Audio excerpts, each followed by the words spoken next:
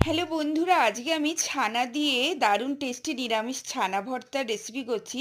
তো এখানে ১ কাপ আমি ছানা নিয়ে নিয়েছি। এখানে কড়াইয়ের মধ্যে আমি ১ চামচ তেল দিয়ে দিলাম। খুব কম তেলেই করব। ৩ টে এলাচ আমি ফাটিয়ে দিয়ে দিলাম। একটু নাড়াচাড়া করে নিলাম। গ্যাসের ফ্লেমটা একটু স্লো করা আছে। ক্যাপসিকাম কুচি দিয়ে দিলাম। টেস্ট অনুযায়ী একটু নুন দিয়ে আমি একটু হালকা করে ভেজে নেব। আদা পেস্ট দিয়ে দিলাম ১ চামচের মতো।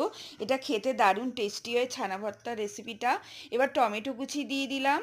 একটু নাড়াচাড়া করে আমি কাশ্মীরি মির্চ আর হলুদ জলে গুলে রেখেছিলাম সেটা দিয়ে দিলাম। সেদ্ধ কাঁচা লঙ্কা পেস্ট, জিরে পাউডার, ধনিয়া পাউডার ১ চামচ করে দিয়ে দিলাম। একটু ঢাকা দিয়ে দিয়েছিলাম, ঢাকাটা খুলে নিয়েছি।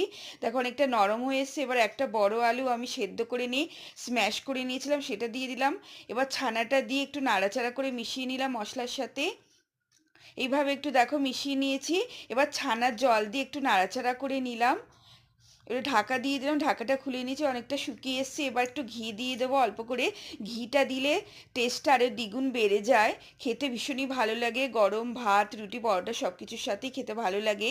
যদি ছানা থাকে তোমরা এইভাবে করে নিতে পারো। ছানার ডালনা অনেক রকম রেসিপি করেছো ছানা দিয়ে, তো এইভাবে একবার করে দেখতে পারো, খেতে কিন্তু দারুণ লাগে।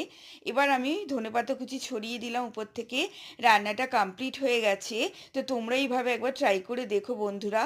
তো বলে আমি দেখো নিয়ে নিয়েছি। তো রেডি হয়ে গেছে ছানা ভর্তা। তো চলো